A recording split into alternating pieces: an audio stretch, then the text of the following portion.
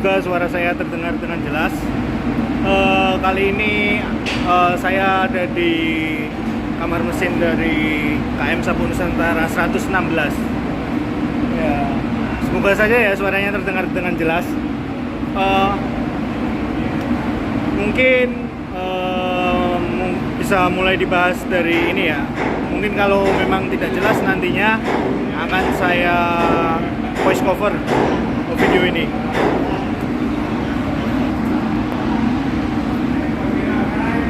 Nah, untuk yang di depan ini adalah fuel oil daily tank. Fuel oil daily tank P.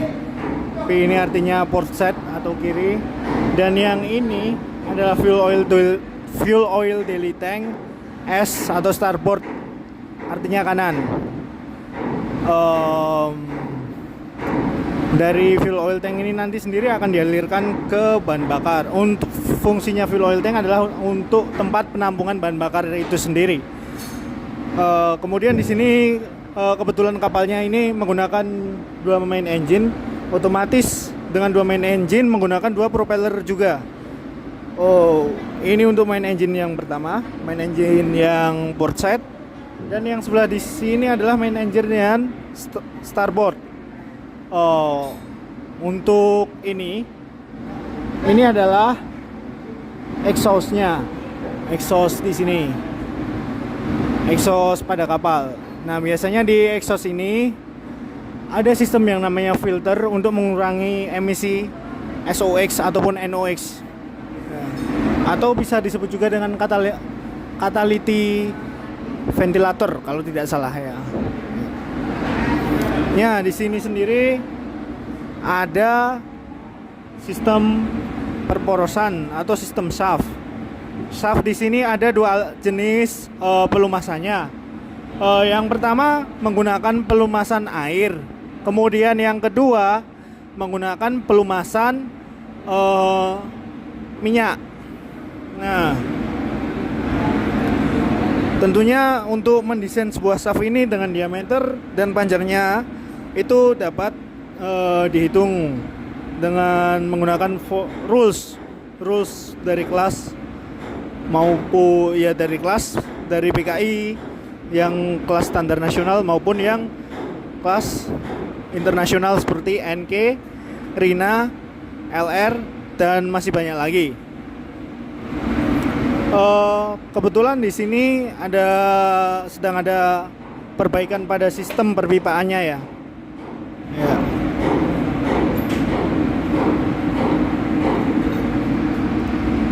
Ini perbaikan pada perpipaan.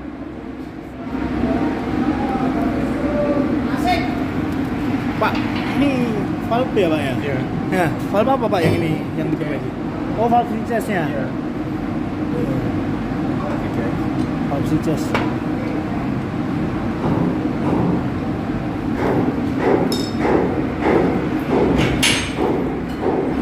Nah, di situ sendiri ada aliran-aliran pipanya seperti ini. Kalau terlihat ada GS, ada ME2, ada Bills, ada AE, ada balas.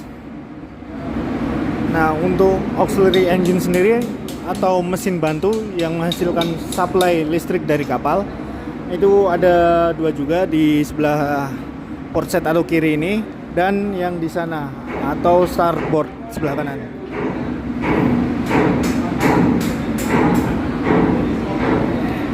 Mungkin suaranya agak berisik ya.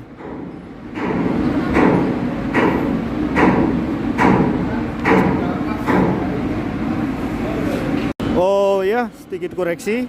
Ternyata AE-nya ada 3. Ada tengah, itu ada yang kiri, dan itu ada yang kanan AE-nya.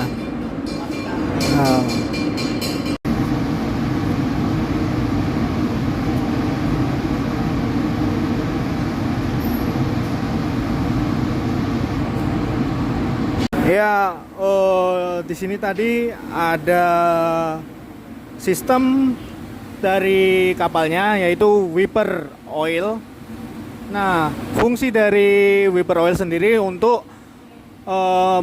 menyaring menyaring dari daily oil tank. Nah, di sana itu ada daily oil tank. Dari daily oil tank difilter, terus masuk lagi ke filter, nanti sampai sini difilter lagi di wiper sebelum di bos pump untuk penginjeksian bahan bakar. Kemudian di sini sendiri ada sistem otomatis. Ini untuk pressure atau untuk tekanan dari kapal sendiri. Nah, untuk tekanan dari kapal sendiri di sini ada banyak indikator. Yang pertama ada loop oil pressure, cooling water temperature, clutch oil pressure, dan pure oil pressure di situ. Nah, ini ada emergency stopnya. Oke, kita lanjut ke sebelah. Di sebelah ini ada filter oli, dan ini ada running oli. Running oli ini bergerak terus-menerus. Kemudian di sini ada sistem intercooler. Sistem intercooler ini untuk membantu, terlihat ya. Sistem intercooler di sini untuk membantu dari pembakaran dalam mesin. Nah, jadi sistemnya di sini ada oksigen. Oksigen ini masuk ke turbocharger, dan di sini ada kipasnya. Di sini lalu dialirkan ke intercooler. Intercooler di sini untuk membantu pembakaran pada mesin. Ya. Kemudian di sini juga ada yang namanya water cooling system. Untuk water cooling system sendiri di sini menggunakan water cooling system yang tertutup, yaitu memerlukan air laut untuk pendinginan air tawar. Air tawar tersebut mendinginkan mesin. Nah, kemudian untuk yang terbuka hanya mengalir. Jadi dari air laut menuju ke mesin, dari mesin lalu dibuang. Di sini juga terdapat sistem yang namanya thermostat. Thermostat ini berfungsi untuk membantu kapal pada saat kondisi starting engine. Nah, biasanya untuk di sini kapalnya termostat ini dengan panas 71 derajat.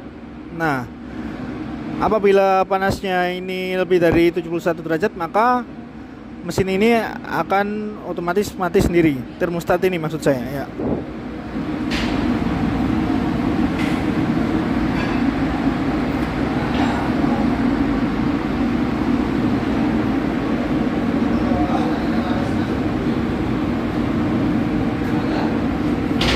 Nah, ini ada bejana tekan atau pressure vessel fresh water.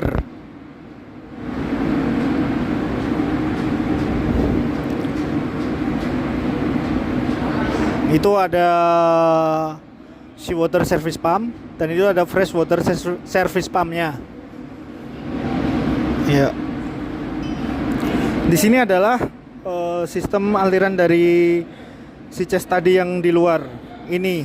Nah, di sini itu terdapat sistem aliran si chest yang di luar tadi.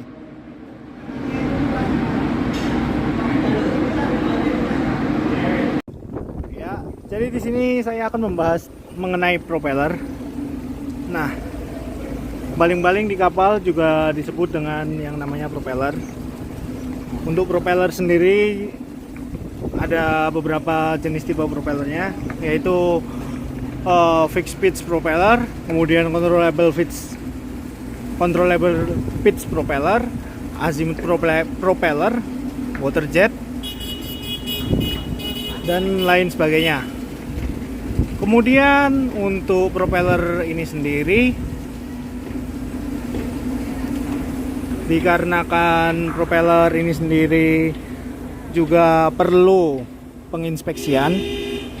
Penginspeksian propeller sendiri ini bisa menggunakan cara NDT atau non-destructive test seperti yang terlihat di sini. Nah, di sini itu ada cairan yang pertama itu ada, sebelum itu non-destructive test untuk mengetes keretakan pada propeller.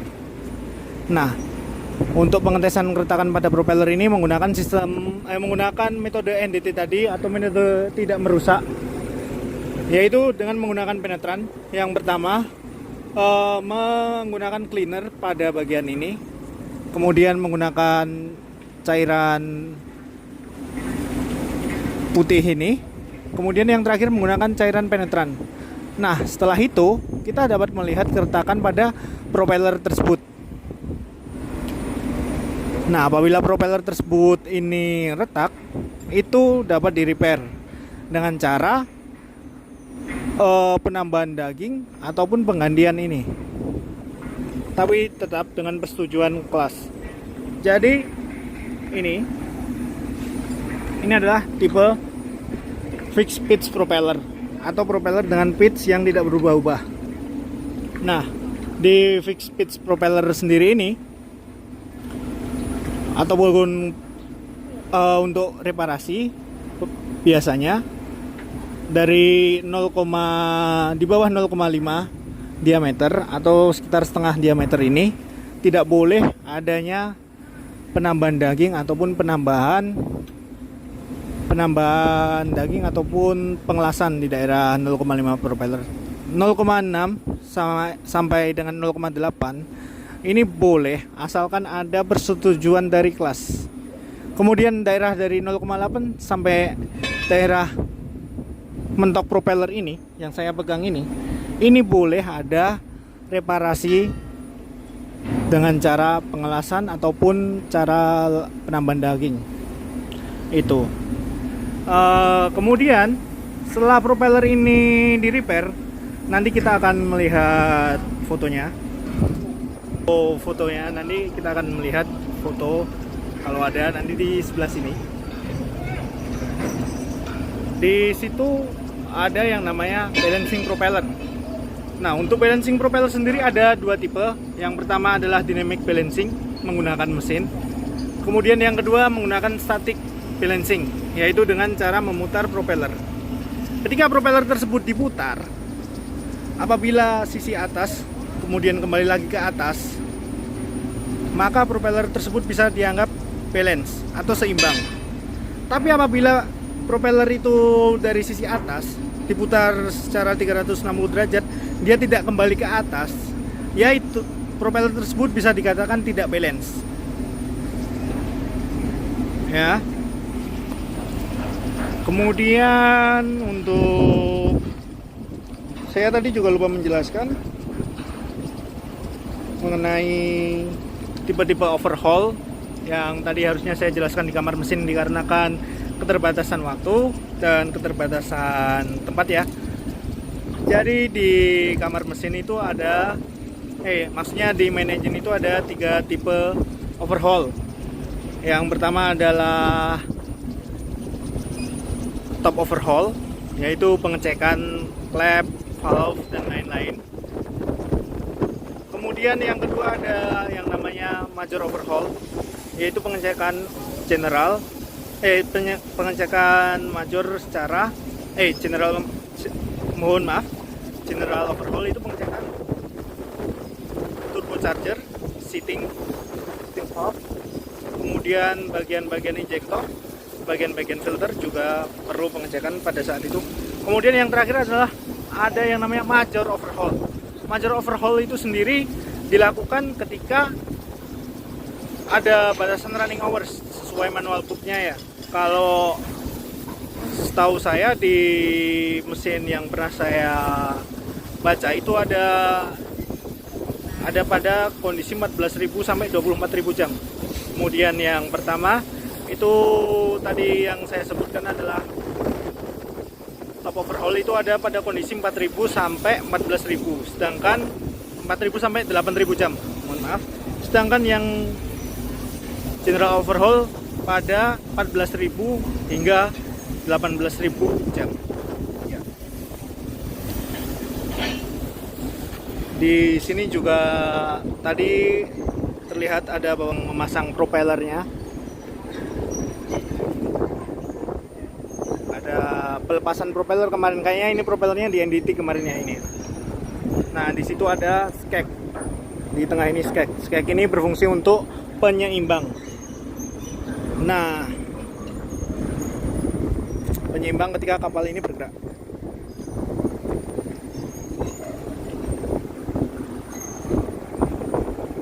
Biasanya di skeg ini ada yang namanya slot well.